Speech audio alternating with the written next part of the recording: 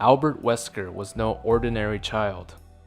Along with other children with higher intellect, Albert was taken at a young age to serve as a test subject for Project W. Project W was administered by Oswald Spencer, president of Umbrella Corp., and its purpose was to create a race of humans with superior genes. Oswald had a great distaste of the human race and believed their only true purpose was for war, order, and rebirth. The children under Project W, along with Albert, were all given the last name Wesker and were recognized as Wesker children, and thus Albert's real identity and origins are a mystery. These children were also forcefully injected with a prototype virus. Almost all of them died because of it, but only 2 Wesker children survived, one of them being Albert. In short, Albert was raised by Oswald Spencer in a laboratory and was made to believe that he had one purpose: to bring about a new world, a new superior race of human. But perhaps raising Albert Wesker under the belief that he was superior to all was Spencer's biggest mistake. The Wesker children were entrusted with endless potential. Are you saying I was manufactured? I was to become a god.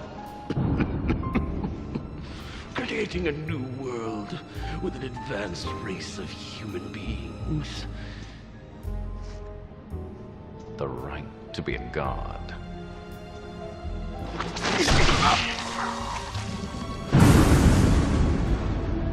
That right is now mine.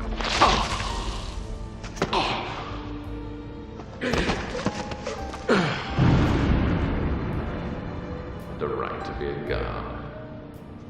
You, only one truly capable of being a god, deserves that right.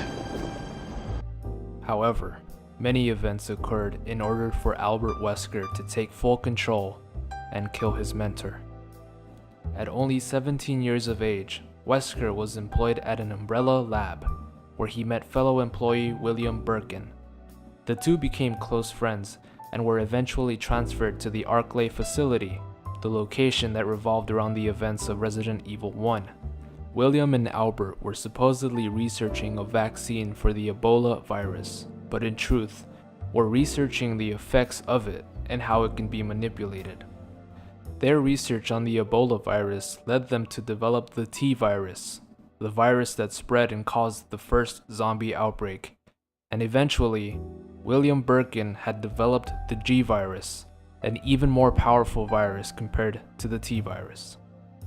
Spencer was very pleased at Albert's work, but he had his suspicions. Albert was then tasked by Spencer to act as a double agent for Umbrella and joined STARS, a group that was hot on the trail for Umbrella's true and horrifying research. This is where Wesker first met Chris Redfield, Jill Valentine, and others. Because Wesker was raised as a test subject, he saw the STARS members as perfect test subjects for Umbrella's newly developed creatures, and led them to the Arklay facility. The STARS members became more and more suspicious of Wesker. Wesker? Chris, you're alive. My words exactly. Where's Jill? Thought you were with her. Yeah, I know. We got separated. And eventually, the truth was exposed. Chris! Jill? Wesker! I've always been with Umbrella. And STARS were Umbrella's. No, rather, my little piggies. The Tyrant virus leaked, polluting this whole place, and unfortunately, I had to give up my lovely members of STARS.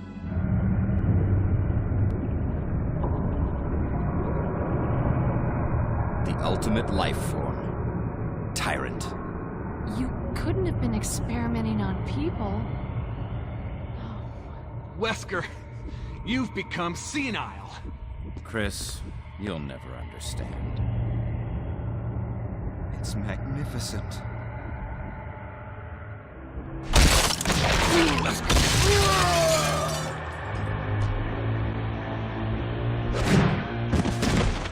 although it was in fair karma that Wesker had died by the hands of his own co-creation, Wesker had other plans. I will never forget the cold, dark fingers of death reaching out for me. However, even that death was a necessary component of the big picture. The virus that Birkin had created brought me back from the brink of annihilation. When I awoke, hatred became my master. Wesker was resurrected and continued his mission. Wesker knew that because of the events in the mansion, as well as Raccoon City, Oswald Spencer was no longer fluid enough to become a leader. So he killed Spencer and took his kingdom to begin developing a new virus named Ouroboros.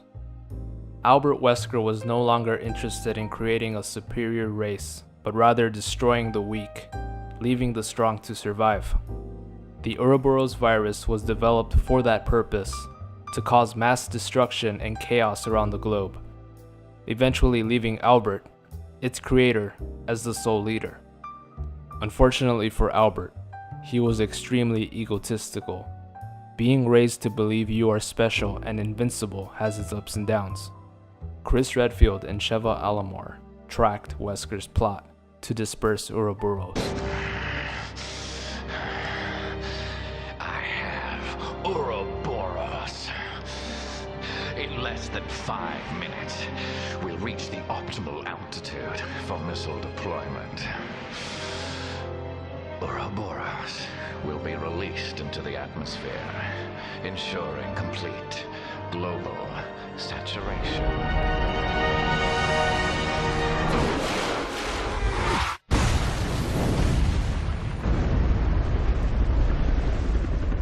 The ultimate villain of the Resident Evil franchise, Albert Wesker.